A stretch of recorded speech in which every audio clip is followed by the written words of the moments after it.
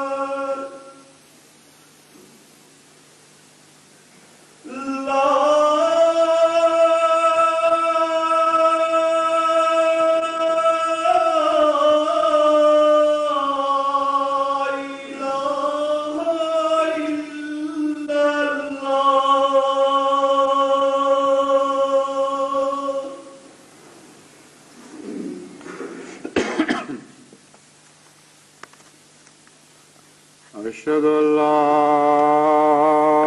إله إلا الله وحده لا شريك له وأشهد أن محمدا عبده ورسوله أما بعد فأعوذ بالله من الشيطان الرجيم بسم الله الرحمن الرحيم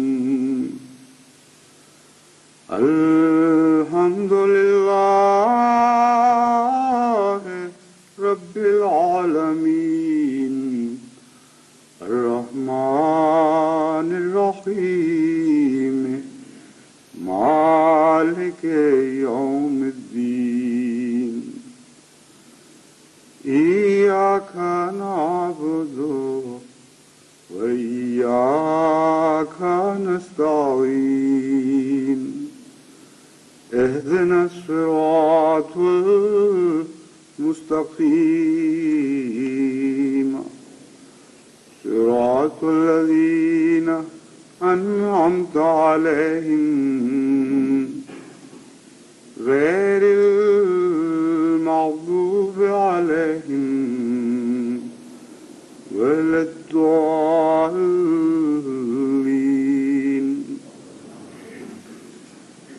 أم يحسدون الناس على ما آتاهم الله من فضله أم يحسدون الناس على ما آتاهم الله من فضله فقد آتينا آل إبراهيم الكتاب والحكمة وآتيناهم ملكا عظيما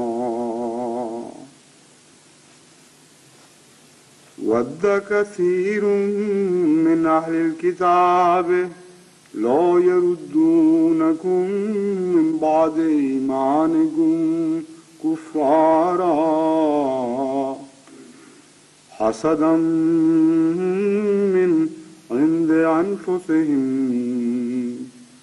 من بعد ما تبين لهم الحق فاعفوا واصفحوا حتى يأتي الله بأمره إن الله على كل شيء قدير.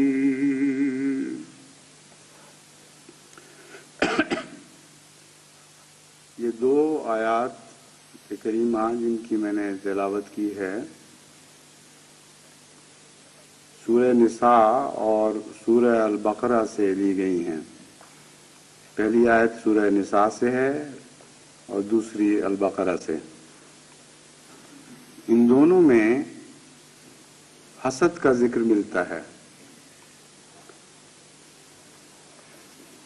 قرآن کریم میں حسد کا ذکر اس کے علاوہ 3 دوسری جگہوں پر آتا ہے. ایک سورہ فتح میں اور 2 مرتبہ سورہ فلق میں.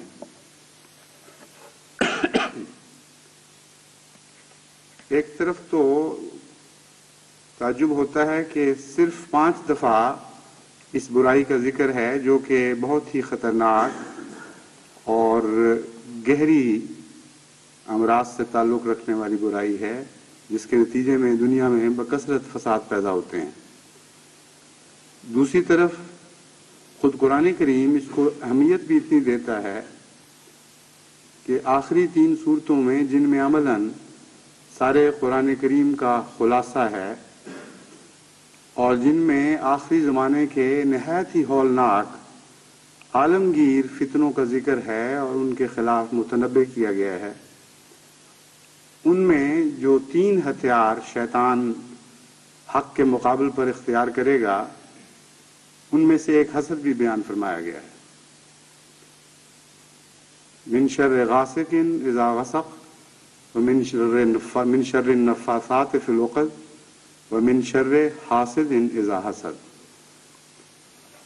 تو جہاں تک اہمیت کا تعلق ہے حسد کو اس نقطۂ نگاہ سے غیر معمولی اہمیت دی گئی ہے کہ آخری زمانے میں جو حق و باطل کی آخری فیصلہ کن لڑائی ہونے والی ہے ان میں شیطان ان 3 ہتھیاروں سے لیس ہو کر تمہارے سامنے آئے گا. دراصل صرف چند مرتبہ حسد کو ذکر کرنے کی حکمت یہ ہے کہ حسد خود ایک پوشیدہ بیماری ہے. اور اس کا اظہار مختلف دوسری بیماریوں کی صورت میں ہوتا ہے. جن دوسری بیماریوں کی صورت میں حسد جلوہ دکھاتا ہے ان کا بکثرت ذکر قرآن کریم میں موجود ہے. اور حسد چونکہ خود مخفی رہتا ہے اس لیے حسد کو بھی بالعموم مخفی رکھا گیا. چنانچہ بغض حسد کے نتیجے میں پیدا ہوتا ہے. حسد کے نتیجے میں ظلم اور تعدی پیدا ہوتے ہیں. حسد کے نتیجے میں اور بہت سی ایسی معاشرتی برائیاں وجود میں آتی ہیں جن کی تہ میں حسد کا جذبہ کار فرما ہوتا ہے لیکن بالعموم دکھائی نہیں دیتا، بلکہ بعض دفعہ ایسے مخفی طور پر کام کرتا ہے کہ خود حاسد کو بھی پتہ نہیں ہوتا کہ میں کیوں یہ حرکت کر رہا ہوں، اور بسا اوقات وہ نیکی کے لباس میں وہ حرکت کرتا ہے حالانکہ دراصل اس کی پشت پر حسد زور مارتا ہے، حسد انگیخت کرتا ہے، حسد اسے اس بدی پر ترغیب دلا رہا ہوتا ہے. حسد کا جو حملہ قرآن کریم کے مطالعہ سے معلوم ہوتا ہے وہ دو طرح پر ہے. ایک اندرونی طرح پر، یعنی مسلمانوں کے معاشرے پر خفیہ طور پر حسد حملہ کرتا ہے، اور اکثر برائیاں جو معاشرے کی ہیں ان میں اگر ساری نہیں تو بہت سی حسد کے اندر جڑیں رکھتی ہیں اور حسد کے ساتھ پیوستہ ہوتی ہیں. اور بیرونی طور پر بھی مومنوں کی جماعت پر حسد حملہ کرتا ہے. بیرونی حملے کی نشاندہی جہاں فرمائی گئی ان میں سے یہ دو آیات ہیں جن کی میں نے آپ کے سامنے تلاوت کی ہے. فرمایا ہم یحسدون الناس علی ما آتاہم اللہ من فضلہ، کہ جب اللہ سوسائٹی میں سے کسی پر فضل فرماتا ہے یا چند بندوں کو یا چند قوموں کو یا چند نسلوں کو اپنے فضل کے لیے چن لیتا ہے تو لوگ اس بنا پر ان سے حسد شروع کر دیتے ہیں کہ خدا نے ان کو اپنے فضل کے لیے چن لیا ہے. لیکن ان کا یہ حسد ان لوگوں کی ترقی پر ذرہ بھر بھی اثر انداز نہیں ہوتا جن کو خدا نے اپنے فضل کے لیے چن لیا. فرمایا فقد آتینا آل ابراہیم الکتاب والحکمت وآتیناہم ملکا عظیما. ان حاسدوں کے باوجود اس کے کہ لوگ جلتے رہے اس آگ میں کہ کیوں ابراہیم پر ایسے فضل نازل ہوئے، کیوں اس کی اولاد پر اتنے فضل نازل ہوئے، کیوں دنیا میں ترقی کرتے چلے گئے. فقد آتینا آل ابراہیم، ہم نے ابراہیم ہی پر نہیں اس کی آل پر بھی فضل نازل فرمائے، ان کو کتاب دی، ان کو حکمت عطا فرمائی. وآتیناہم ملکا عظیما، اور انہیں عظیم روحانی سلطنت عطا فرمائی. ملک عظیم میں قرآن کریم کے محاورے کے مطابق اول درجے پر روحانی سلطنت مراد ہوتی ہے. دوسری جگہ قرآن کریم مومنوں کی جماعت سے بالعموم کفار کے حسد کا ذکر کرتے ہوئے فرماتا ہے وَدَّ كَثِيرٌ مِّنْ أَهْلِ الْكِتَابِ لَوْ يَرُدُّونَكُم مِّن بَعْدِ إِيمَانِكُمْ كُفَّارًا حَسَدًا مِّنْ عِندِ أَنفُسِهِمْ من بعد ما تبین لهم الحق فاعفوا واصفحوا حتی یاتی اللہ بامرہ ان اللہ علی کل شیء قدیر. اہل کتاب میں سے اکثر یہ چاہتے ہیں یا بہت بڑی تعداد ان کی یہ چاہتی ہے کہ کاش تم مرتد ہو کر ایمان سے ہٹ کر کفر کی طرف لوٹ جاؤ، ایمان حاصل کرنے کے بعد پھر کفار میں شامل ہو جاؤ. ایسا کیوں ہے؟ فرمایا حسدم من عند انفسہم، یہ ان کے اندر جو حسد پایا جاتا ہے اس کی بنا پر ہے. یہاں اور باتوں کے علاوہ یہ امر قابل غور ہے کہ من عند انفسہم کہنے کی کیا ضرورت تھی؟ حسد کا ذکر کافی کیوں نہیں تھا اپنے اندر کے حسد سے ہی انسان بدیاں کرتا ہے، مخالفتیں شروع کر دیتا ہے، دوسرے کا برا چاہتا ہے. سب کے حسد ان کے اندر ہوتے ہیں. تو حسد من عند انفسہم میں اس بات پر زور کیوں دیا گیا؟ زور اس وجہ سے دیا گیا کہ بعض دفعہ حسد کسی ایسی دشمنی کے نتیجے میں جڑ پکڑتا ہے جس دشمنی کو پیدا کرنے میں فریق ثانی ذمہ دار ہوتا ہے. اور جب ایک دفعہ دشمنی پیدا ہو جائے تو پھر اس کے نتیجے میں حسد اس پہلی دشمنی کے جواب میں پیدا ہوتا ہے. جب دشمنی چل پڑتی ہے تو پھر دونوں طرف ضد اور تعصب اور حسد کے معاملات چلتے ہیں. من عند انفسہم کہہ کر مومنوں کی معصومیت کا اظہار فرمایا گیا ہے. ان کو کلیتاً بری الذمہ قرار دیا گیا ہے. فرمایا کوئی بھی ایسی حرکت مومنوں کی طرف سے نہیں ہوتی جس کے نتیجے میں دشمن ان پر حسد شروع کرے، اور نہ مومن ان سے حسد کرتے ہیں. محض یک طرفہ معاملہ ہے، نہ وجہ جواز ہے، نہ مومنوں کی یہ صفت ہے کہ وہ بھی حسد کریں. اور یہ حسد یک طرفہ رہتا ہے، من عند انفسہم، ایک ہی طرف سے چلتا ہے. اس میں ایک اور پہلو بھی قابل غور یہ ہے کہ مومن اور کافر کی تبلیغ کا فرق دکھا دیا گیا.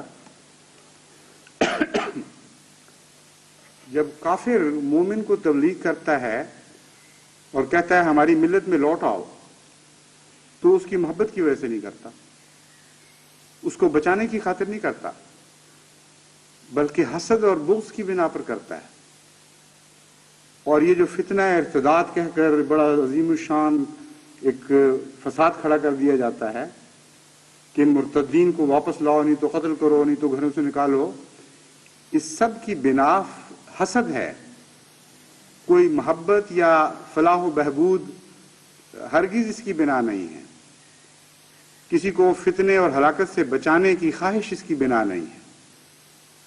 ایک جلن ہے کہ یہ لوگ پھیل رہے ہیں، یہ لوگ بڑھتے چلے جا رہے ہیں.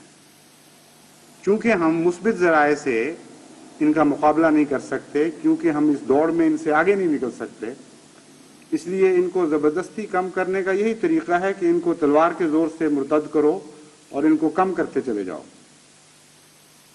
اگر ہم نہیں بڑھ سکتے تو یہ کم ہو سکتے ہیں. یہ من عند انفسہم نے بتایا کہ محض ان کی تبلیغ کے پیچھے یہ جذبے کار فرما ہوتے ہیں. جہاں تک مومن کا تعلق ہے، مومن کو اس بات کی کوئی پرواہ نہیں ہوتی کہ دشمن پہ خدا کے کوئی فضل نازل ہو رہے ہیں یا نہیں ہو رہے، وہ بڑھ رہا ہے یا کم ہو رہا ہے. مومن کو تو بس ایک لگن ہوتی ہے کہ جتنے زیادہ سے زیادہ بنی نوع انسان کو وہ ظلم اور ہلاکت کی راہ سے بچا سکتا ہے بچا لے، جتنوں کو خدا کی راہ پر کھینچ کے لا سکتا ہے ان کو کھینچ لائے.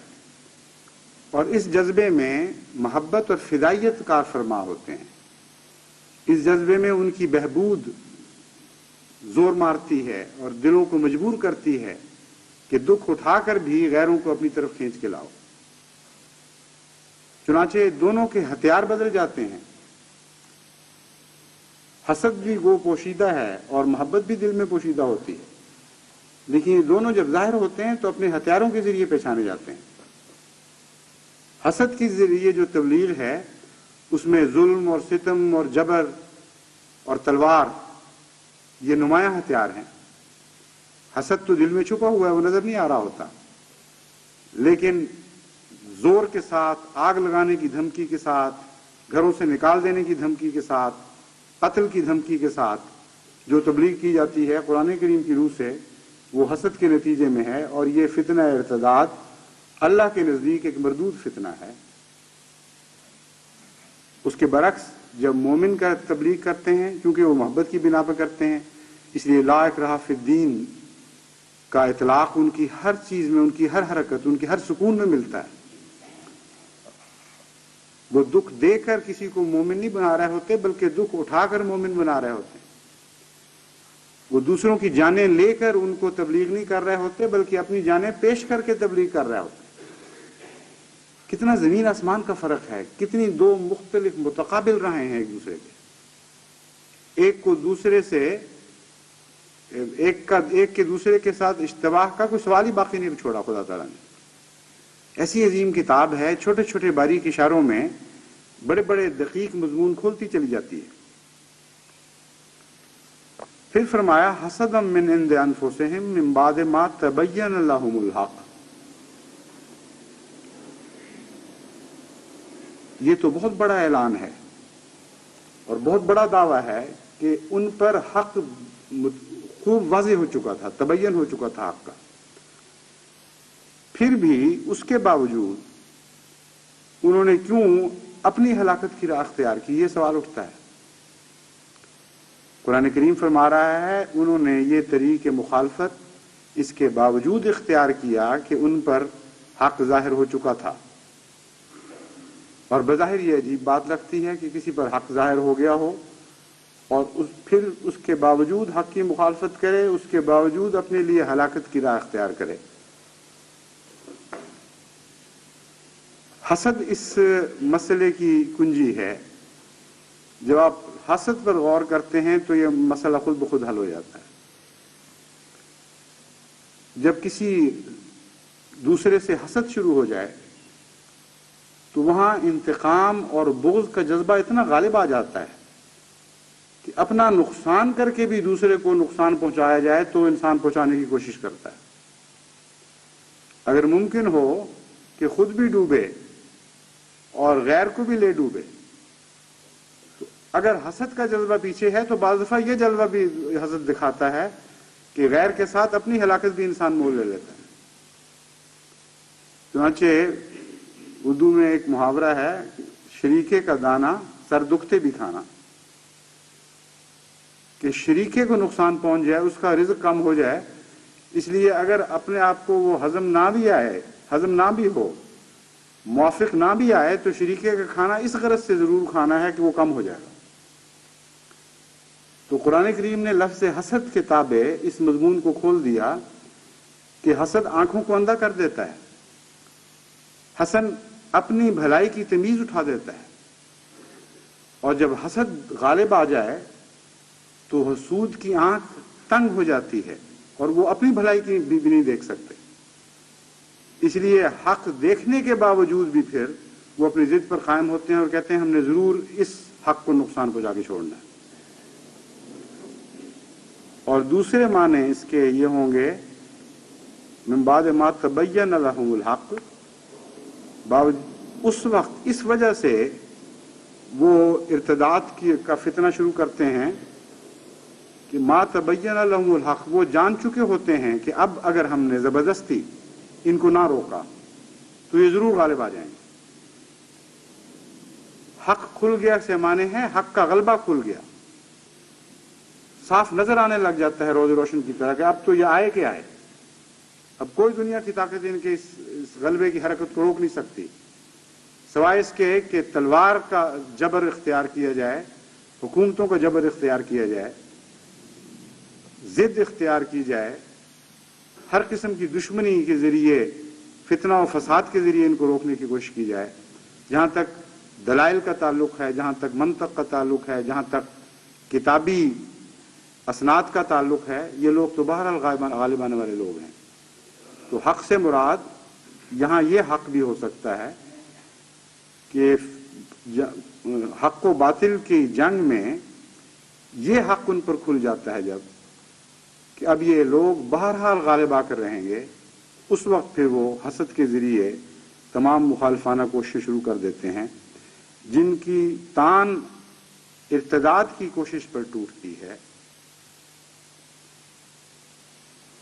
بس جہاں فتنہ ارتداد کا قرآن کریم میں ذکر ملتا ہے وہاں ہر جگہ حسد کا ذکر نہیں، اس لیے آپ سمجھتے ہیں کہ حسد کا ذکر نہیں ہے، حالانکہ حسد یہاں بتا دیا کہ حسد اس کے پیچھے کار فرما ہوتا ہے، مخفی ہوتا ہے. جہاں غیظ و غضب کا ذکر ملتا ہے، جہاں عناد کا ذکر ملتا ہے، جہاں تعدی کا ذکر ملتا ہے، وہاں ہر جگہ حسد کا ذکر نہیں، لیکن حسد اس کے پیچھے کار فرما ہوتا ہے.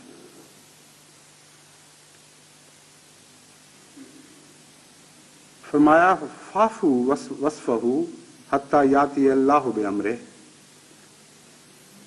مومن کی صفات کو کافر کی صفات سے کتنی شان کتنے نمایاں امتیاز کے ساتھ الگ کر کے دکھا دیا۔ اس حسد کے مقابل پر مومن کو حسد کی اجازت نہیں دی گئی۔ اس جبر کے ذریعے مرتد کرنے کی مہم کے مقابل پر قرآن کریم نے جبر کے ذریعے مرتد کرنے کی مہم چلانے کی اجازت نہیں عطا فرمائی۔ فرمایا جب تم یہ دیکھو کہ حسد کے ذریعے تمہارے خلاف جبری ارتداد کی مہم چلائی جا رہی ہے، فافو وصفہو، تم درگزر کرو اور عفو سے کام لو، عفو سے کام لو اور درگزر کرو، حتی یاتی اللہ بامرہ، یہاں تک کہ اللہ اپنے امر کو غالب فرما دے۔ اس سے صاف پتہ چلتا ہے کہ مومن کا کام بھلائیوں کے میدان سے ہٹنا نہیں، بھلائیوں کے میدان میں جو اس کے قدم جمع ہوتے ہیں، ان میدانوں سے اگر اس کے قدم اکھڑ جائیں تو یہ اس کی شکست ہے۔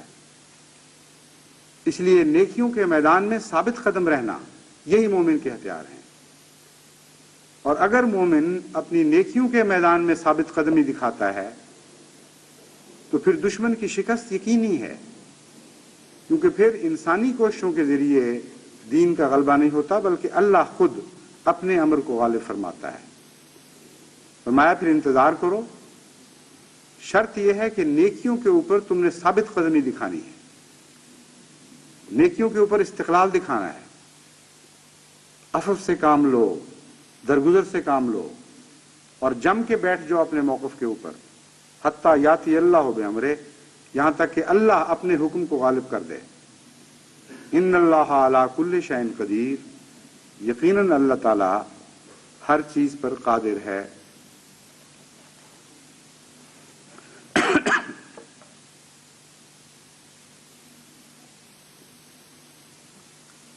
چنانچہ قرآن کریم میں جہاں دور آخر میں حاسد کے حسد سے بچنے کی دعا سکھائی، وہاں حاسد کے حسد کے اظہار کے طریقے بھی ہمیں قرآن کریم نے بتا دیے کہ کس کس طرح یہ حسد ظاہر ہوگا اور کس طرح یہ حسد انکار پر منتج ہوگا، اور خدا تعالیٰ جتنے تم پر فضل فرماتا چلا جائے گا اتنا ہی غیظ و غضب دشمن کا بڑھتا چلا جائے گا، اور اس کے سب کے پیچھے جذبہ حسد کا جذبہ کار فرما ہوگا کہ کیوں اللہ تعالیٰ ان لوگوں کو بڑھاتا چلا جا رہا ہے، کیوں ان پر فضل فرماتا چلا جا رہا ہے۔ اور علاج کیا ہے؟ عفو سے کام لیں، انتقام سے کام نہ لیں، درگزر سے کام لیں، اور کامل یقین کے ساتھ اللہ کی طرف سے فتح اور غلبہ کے آنے کا انتظار کریں، اور اللہ سے ان کے شر سے پناہ مانگتے چلے جائیں۔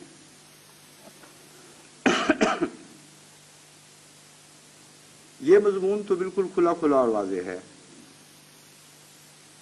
ہر انسان کو یہ بات سمجھنا کچھ مشکل نہیں کہ الہی جماعتوں کے خلاف ایک حسد پیدا ہوتا ہے اور وہ پھر بالآخر حد سے زیادہ ظلم کے طریقوں پر منتج ہو جاتا ہے۔ لیکن حسد کا حملہ مومنوں کی جماعت کے اندر ہر طرف سے، ان کے گھروں میں، ان کی گلیوں میں، ان کے آپس کے تعلقات کے ہر دائرے میں شیطان کی طرف سے ہو رہا ہوتا ہے، اور بسا اوقات انسان اس سے آنکھیں بند کر لیتا ہے۔ اس لیے جو دوسرا پہلو ہے حسد کے حملوں کا، جماعتی تربیت کے لیے ضروری ہے کہ اس کی طرف بھی جماعت کو بار بار متوجہ کیا جائے۔ میں تقریباً 3 سال پہلے خطبے میں اسی مضمون کی طرف جماعت کو متوجہ کیا تھا۔ آج پھر فذکر ان نفعت الذکریٰ کی ہدایت کتابیں اس مضمون کو چھیڑا ہے۔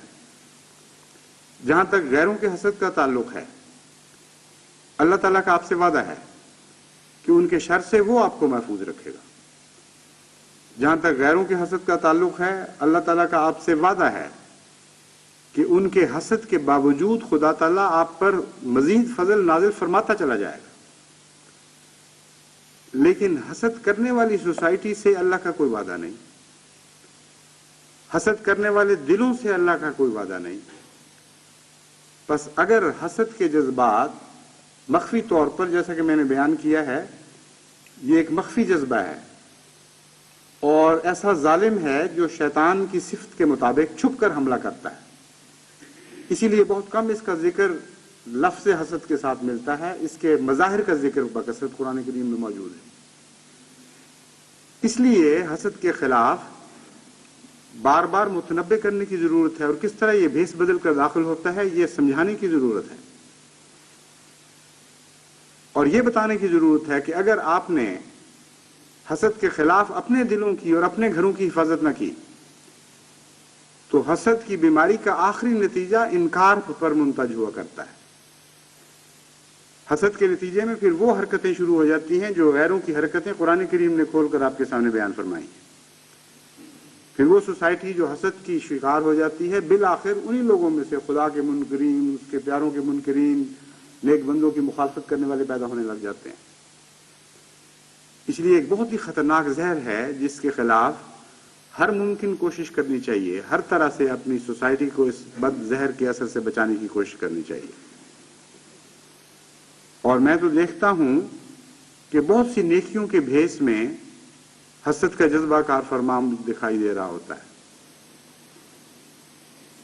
گھروں کے معاملات میں، بہو اور ساس کے معاملات میں، بھائی بہنوں کے معاملات میں، خاوند بیوی کے معاملات میں، ایک خاندان کے دوسرے خاندان سے تعلقات کے معاملات میں، تجارتوں میں، نوکریوں میں، کون سا زندگی کا شعبہ ہے جہاں آپ کو بہت سی بدیوں کے پیچھے چھپا ہوا کمین گاہوں میں مخفی حسد نظر نہ آئے؟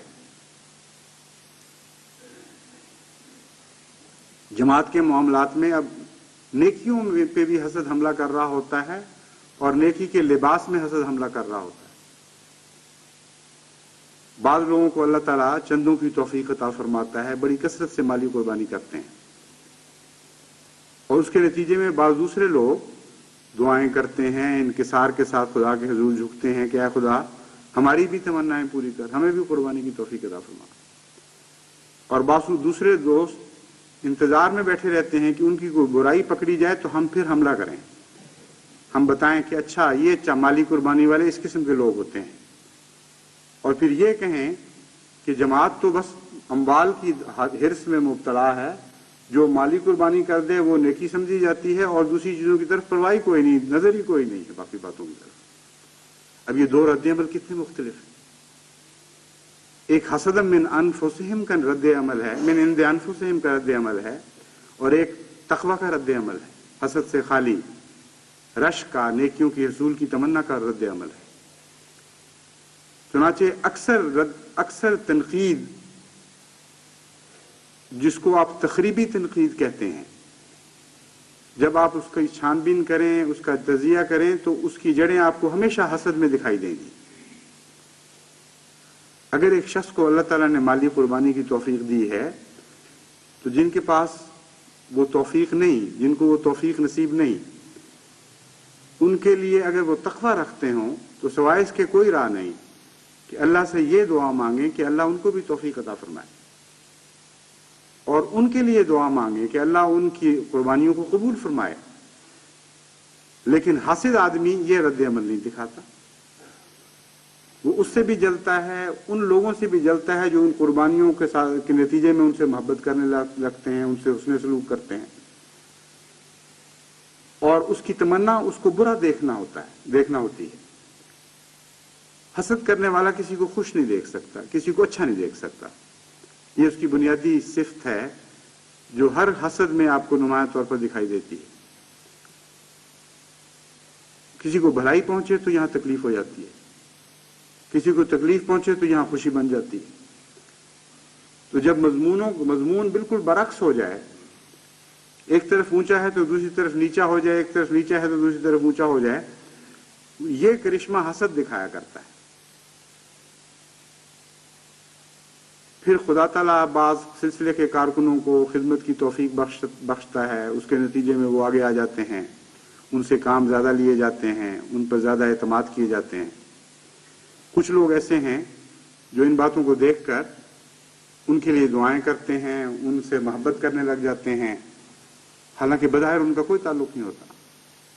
ان کو پیار کے خطوط لکھتے ہیں، ان کی خدمت کی تمنا دل میں پیدا ہو جاتی ہے، اور پھر یہ دعا کرتے ہیں کہ کاش ہمیں بھی توفیق ملے، ہم بھی اسی طرح اپنی جانی قربانی کریں، وقت کی قربانی کریں.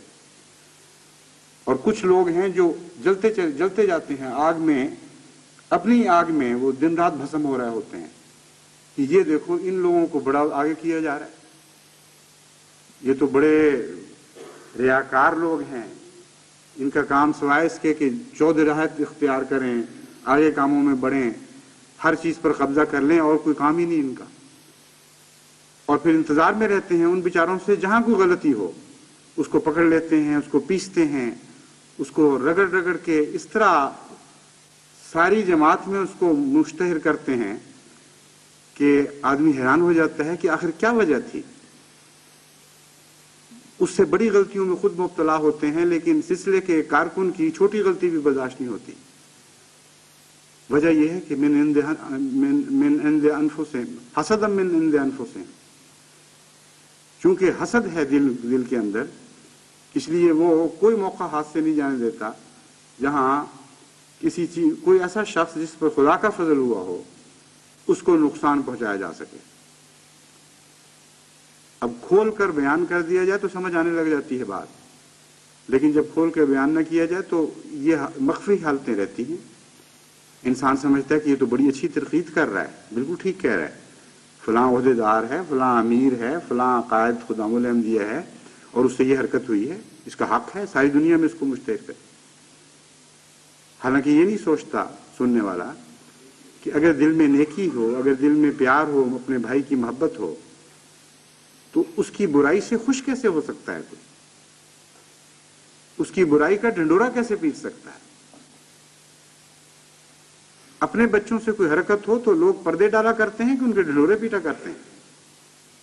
اپنے بچوں سے کوئی نقص ظاہر ہو جائے تو انسان چھپانے کی کوشش کرتا ہے، انسان ان کی تلافی معافات کی کوشش کرتا ہے، چاہے معافی مانگنے پڑے، چاہے جھکنا پڑے کسی کے سامنے، اور مخفی طور پر چھپ کے اپنے بچوں کو سمجھانے کی کوشش کرتا ہے. لیکن جب حسد ہو تو پھر بالکل برعکس رد عمل ہوتا ہے. تو اس قسم کے ناقدین جو وہ دوہرا نقصان کا موجب بن جاتے ہیں جماعت کے لیے. اول سادہ لو انسان ان کو پہچان نہیں سکتے کہ یہ کیوں ایسی حرکت کر رہے ہیں. ان کو یہ نظر آتا ہے کہ ہاں غلطی درست ہے. اب حاسد کے لیے ضروری نہیں کہ جھوٹ بھی ساتھ بولے. بعض حاسد ایسے ہیں جو جھوٹ نہیں بولتے، واقعات بیان کرتے ہیں، لیکن واقعات کا بیان دنیا کے لیے اور جماعت کے لیے شدید نقصان کا موجب بن رہا ہوتا ہے. نفرتوں کی آگ پھیلا رہے ہوتے ہیں، اور اس کے علاوہ نیکیوں سے ان کی نظریں ہٹا رہے ہوتے ہیں. ایک شخص کی نیکیاں قابل قبول ہیں، اس کی بجائے اس کی برائی کو نمایاں کر کے دکھاتے ہیں، اور پھر عدم اعتماد پھیلا دیتے ہیں جماعت میں. لوگ کہتے ہیں اچھا جی یہ عہدیدار اس طرح کے ہیں تو باقی کیوں نہ اس طرح کریں. تو حسد کی آگ مخفی آگ کی طرح اندر اندر پھیلتی ہے اور نیکی کو کھاتی چلی جاتی ہے، سوسائٹی کے اعتماد کو نقصان پہنچا رہی ہوتی ہے، اور بظاہر نیکی کے نام پر حسد چل رہا ہوتا ہے.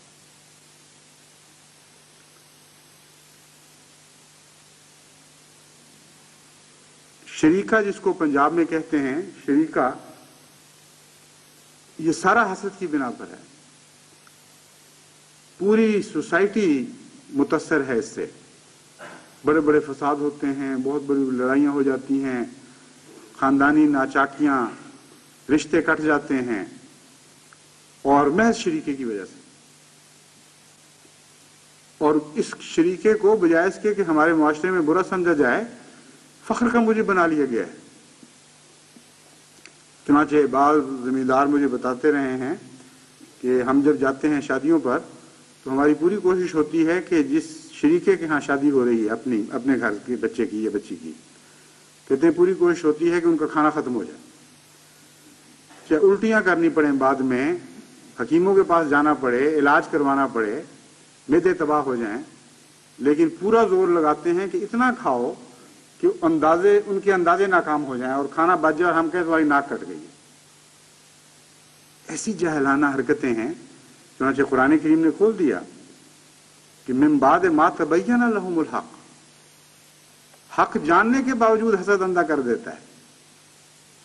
حسد ایسی جہالت ہے کہ دکھاتا ہے کہ تمہارا نقصان ہے اس میں، اور اس کے باوجود حسد غلط اقدام پر مجبور کر رہا ہوتا ہے.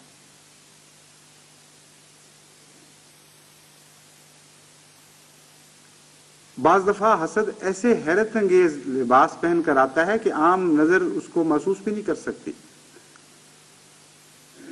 ایک ساس بہو سے حسد کر رہی ہوتی ہے اس لیے کہ اس کا بیٹا ساس اپنی ماں کے پیار میں اپنی بیوی کو شریک کر رہا ہوتا ہے. اب بظاہر تو کوئی وجہ نہیں، ماں کا پیار اور نوعیت کا ہے، اس کی پاکیزگی اور چیز ہے، اس کی مثال ہی کوئی نہیں، اور بیوی کا پیار بالکل اور نوعیت کا ہے. لیکن حسد جب زور مارتا ہے تو ان دونوں پیاروں کو آپس میں مقابلہ کروا دیتا ہے، اور ماں جلتی رہتی ہے کہ میری اس لڑکی کی طرف خاوند نے اتنی توجہ کی اور میں اب اس کی برائی دکھاتی ہوں اس کو، اور خود اپنا نقصان کرتی ہے، اپنے گھر کا ماحول تباہ کر لیتی ہے، اپنے بیٹے کے لیے اپنی بہو کے لیے دکھ کا مجھے بن جاتی ہے. اور بیویاں جب جلتی ہیں ماؤں سے یعنی اپنی ساسوں سے تو خاوند کے کان بھرتی رہتی ہیں، ان کے دلوں میں ماں کے خلاف جذبے پیدا کرنے کی کوشش کرتی ہیں. تو حسد ہر جگہ کاٹنے والا کام کرتا ہے. من شر النفاثات فی العقد کے بعد رکھا ہے اس کو من شر حاسد اذا حسد. ان کا آپس میں گہرا تعلق ہے. حسد کے نتیجے میں تعلقات ٹوٹتے ہیں اور جدائیاں پیدا ہوتی ہیں، اور حسد کے فقدان کے نتیجے میں یعنی رشک، اگر سچا رشک ہو اور محبت ہو اور پیار ہو تو اس کے نتیجے میں وصل پیدا ہوتا ہے، جدائیاں ہٹتی ہیں. تو جتنے بھی معاشرے میں ہمارے باہمی تعلقات میں جدائیاں پیدا کرنے والے جذبات ہیں یا جو جدائیاں پیدا کرنے والی حرکات ہیں، ان کے پیچھے آپ کو بسا اوقات حسد کام کرتا ہوا دکھائی دے گا. اور حسد انسان کو کمینہ بھی بنا دیتا ہے. حسد بالآخر نظر کو اتنا تنگ کر دیتا ہے کہ کسی کی خوشی برداشت ہی نہیں ہوتی. چنانچہ آپ کو ایسے تانے بھی ملیں گے کہ ایک غریب لڑکی کسی امیر گھر میں بیاہی آئی ہے اور وہ خوش ہوئی ہے آ کر، اس کو اچھا ماحول ملا، اس کو آرام نصیب ہوا، اس کو پہلے پورا کھانا ٹھیک نہیں ملتا تھا، یہاں اچھا کھانا کھانے ان کو ملا. اب یہ بات ساس کو بھی تکلیف دے رہی ہے، نندوں کو بھی تکلیف دے رہی ہے کہ اس کی کیا حیثیت تھی.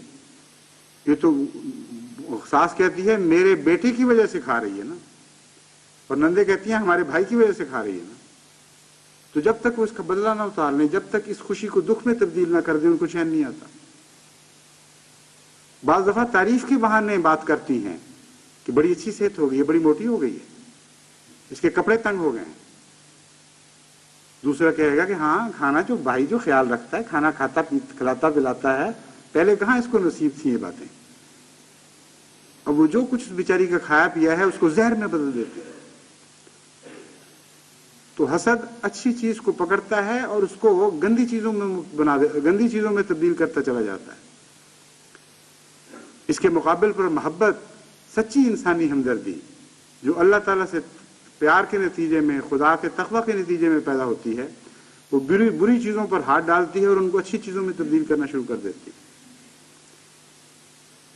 حضرت صلی اللہ علیہ وآلہ وسلم کے عشق میں حضرت مسیح موعود علیہ الصلوۃ والسلام نے جو مدحیں گائی ہیں، جو عجیب آسمانی گیت گائے ہیں، ان میں اس بات پر بڑا زور دیا ہے کہ کیا گند تھا اس ماحول میں. گندگی کو اپنی مٹھی میں لیا ہے اور وہ چمکتے ہوئے سونے کی ڈلیوں میں تبدیل کر دیا، کندن بنا دیا. یہ تھے حضرت اقدس محمد مصطفیٰ صلی اللہ علیہ وآلہ وسلم. لیکن جو حسد کرنے والے لوگ ہیں وہ سونے کی ڈلیوں پر ہاتھ ڈالتے ہیں اور ان کو گندگی میں تبدیل کرتے چلے جاتے ہیں. بس ہر طرف، ہر رشتے میں، ہر تعلق میں، ہر معاملے میں، نیکیوں میں بھی اور بدیوں میں بھی، روحانی اور دینی معاملات میں بھی، دنیاوی روزمرہ کے انسانی تعلقات میں بھی ہر جگہ آپ کو حسد اپنی کمین گاہوں میں چھپا ہوا دکھائی دے گا اور حملہ کرے گا مختلف ناموں پر. کبھی یہ شوقناپا بن کے ظاہر ہو جائے گا، کبھی بغض و عناد بن کے ظاہر ہوگا، کبھی عظیم مذہبی تحریک کی شکل اختیار کر لے گا اور فتنہ ارتداد ہوگا، لیکن پھر بظاہر فتنہ ارتداد مٹانے کے نام پر چل رہا ہوگا. عجیب و غریب بھیس بدلتا ہے اور نتیجہ بالآخر جیسا کہ قرآن کریم میں بیان فرما دیا ہے ہر صورت میں یہ نکلتا ہے کہ حسد کرنے والے کا نقصان ہوتا ہے. حسد کرنے والا بالآخر مارا جاتا ہے. جہاں حسد ملتا ہے وہاں کس گھولا جاتا ہے اور زہر پھیل جاتا ہے. ایک افی کی طرح ہے، سانپ کی طرح ہے حسد، جو دل کے تاریک گوشوں میں بیٹھا کنڈل مارے بیٹھا رہتا ہے. جب موقع ملے یہ اپنا زہر پھونکتا ہے اور دوسرے کی رگوں میں داخل کر دیتا ہے. اسی لیے فرمایا من شر حاسد اذا حسد. نقشہ یہی کھینچا ہے کہ حاسد کمین گاہ میں انتظار میں بیٹھا رہے گا. روزمرہ کی زندگی میں ہر وقت اس سے شر ظاہر نہیں ہوتا. ایک حاسد خوبیوں کو مالک بھی ہوتا ہے بسا اوقات. ایک ایسا بھی حاسد ہم نے دیکھا ہے جو خود غریب کی خدمت کر رہا ہوتا ہے، خود ہمدردیاں بھی رکھتا ہے، لیکن جن سے حسد ہے ان کی ہر بات اس کو بری لگ رہی ہوتی ہے. اس لیے فرمایا من شر حاسد اذا حسد. ایسے فتنہ پرداز انتظار میں بیٹھے ہوں گے، بظاہر وہ نیک نظر آ رہے ہوں گے، بظاہر ان کی طرف سے کسی دوسرے کو شر نہیں مل رہا ہوگا، لیکن اگر وہ تم سے حسد رکھتے ہیں تو خبردار کوئی ایسا وقت آئے گا جب ان کو موقع ملے گا اور وہ ضرور حسد کی کچلیاں تمہاری رگوں میں داخل کر دیں گے. اپنے رب سے دعا مانگو کہ وہ اس شر سے بچائے. اور یہاں بھی یہ مضمون سارا کنسسٹنٹ چل رہا ہے، یعنی ایک دوسرے کے ساتھ مطابقت کھاتا ہے. چونکہ حسد کو خدا تعالیٰ نے ایک مخفی زہر کے طور پر ظاہر فرمایا، اور چونکہ بسا اوقات انسان مخفی دشمن سے آگاہ نہیں ہو سکتا، اکثر انسان یہ استطاعت نہیں رکھتے کہ چھپے ہوئے دشمن سے آگاہ ہو جائیں، اس لیے فرمایا مجھ سے دعا مانگنا. اس کا اصل علاج یہ ہے کہ مجھ سے دعا مانگو اور بار بار میری طرف متوجہ ہو اور یہ عرض کیا کرو کہ من شر حاسد اذا حسد. اے بچانے والے، ہمیں ہر حاسد کے شر سے بچا جب وہ حسد کرے، کیونکہ ہمیں پتہ کوئی نہیں کہ وہ حاسد کون ہے، ہمیں پتہ کوئی نہیں کہ وہ حسد کب کرے گا اور کس رنگ میں کرے گا. تو یہ عمومی تصویر جو حسد کی قرآن کریم سے ہمیں ملتی ہے، اس کے پیش نظر میں جماعت کو متنبہ کرتا ہوں کہ اگر وہ بیرونی حاسد سے بچنا چاہتے ہیں تو اس کے لیے بھی ضروری ہے کہ وہ اندرونی طور پر حسد کا قلع کما کریں، ورنہ کوئی جواز نہیں ہے کہ آپ خود حاسد ہوں اور اللہ تعالیٰ آپ کو حاسدوں سے بچائے. حاسدوں سے بچانے کی شرط یہ رکھ دی فاعفو واصفحوا. تم میں حسد کے بالمقابل صفات ہونی ضروری ہے. حسد کے بالمقابل صفات ہیں عفو اور صفاح قلب، یعنی انسان برائی کو بعض دفعہ دیکھتے ہوئے بھی اپنی اغماس کرتا ہے، اپنی آنکھیں پھیر لیتا ہے، اور حسد ان کو نمایاں کرتا ہے. حسد جرم کو بخش نہیں سکتا، بلکہ انتظار کرتا ہے کہ کب کوئی جرم کرے اور پھر میں حملہ کروں. اور حسد کے برعکس صفات یہ ہیں کہ انسان جہاں تک خدا اس کو اجازت دیتا ہے جرم کو معاف کرنے کی کوشش کرتا ہے. تو اس کے بعد اللہ تعالیٰ نے یہ شرط رکھی ہے کہ اگر تم ایسا کرو گے حتیٰ یاتی اللہ بامرہ، پھر ضرور خدا اپنے امر کو لے کر آئے گا، تمہیں غلبہ عطا کرے گا. ان اللہ علی کل شیء قدیر.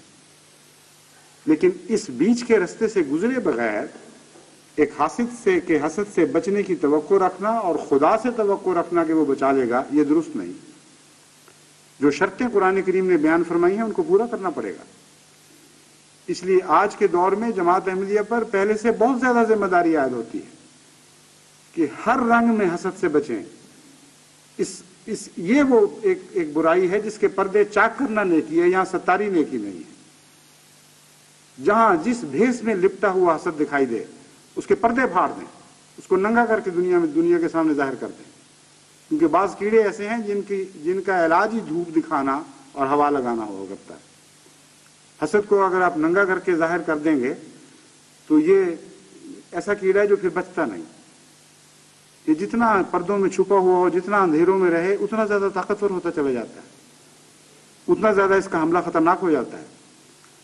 اس لیے اس کا تجزیہ کرتے رہیں، اپنے نفس کو کھنگالتے رہیں. اندرونی طور پر جہاں حسد کا جذبہ آپ کو کسی بات کے پیچھے محرک دکھائی دے، وہیں اس کا سر کچل دیں. اتنی بات کریں جو خالصت نیکی کے نتیجے میں دل سے پیدا ہوتی ہے. ان محرکات کو اختیار کریں جو تقوی کے نتیجے میں پیدا ہوتے ہیں. اور جہاں دوسرے کے اندر آپ تنقید میں حسد کا جذبہ دیکھیں، اس کو پیار اور محبت سے سمجھائیں کہ تمہاری بات حق تو ہوگی مگر حق طریق سے نہیں کر رہے. اس کی وجہ اور ہے، ہمیں تمہارے اندر بغض دکھائی دے رہا ہے. یہی برائیاں جو دوسروں میں دیکھتے ہو تم خاموش ہو جاتے ہو، پرواہ بھی نہیں کرتے. فلاں شخص میں چونکہ یہ برائی آئی ہے اس لیے تم نے شور مچانا شروع کر دی. اگر تقویٰ ہے، اگر خدا کا خوف ہے تو عفو سے کام لو اور درگزر سے کام لو. محبت اور پیار سے اس کو سمجھانے کی کوشش کرو. اور پھر اگر ضروری ہے تو پھر جو خدا تعالیٰ نے طریقے مقرر کیے ہیں برائیوں کے اصلاح کے، ان طریقوں کو باقاعدہ اختیار کرو. اور اسی طرح معاشرے میں، اپنے گھروں میں خوب غور سے دیکھیں کہ آپ کے تعلقات کیوں خراب ہو رہے ہیں.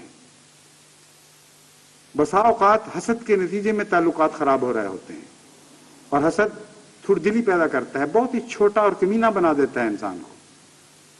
اس لیے بڑے حوصلے والے انسان بنے. اپنے ساری دنیا کو عطا کرنے ہیں، الگ فضل عطا کرنے ہیں، حضرت اقدس محمد مصطفیٰ صلی اللہ علیہ وآلہ وسلم کے اخلاق عطا کرنے ہیں. وہ دور بہت دور نہیں ہے، وہ قریب آ رہا ہے. اس کی تیاری کرنی پڑے گی آپ کو. اپنے گھروں سے ان سب گندوں کو صاف کرنا پڑے گا تاکہ آپ کے مہمان صاف ستھرے پاکیزہ ماحول میں مہمان بن کر آئیں. اللہ تعالیٰ ہمیں اس کی توفیق عطا فرمائے.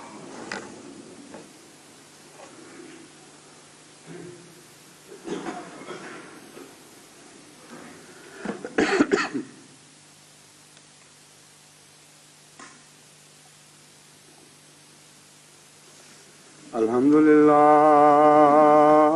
نحمده ونستعینه ونستغفره ونؤمن به ونتوکل علیہ ونعوذ باللہ من شرور انفسنا ومن سیئات اعمالنا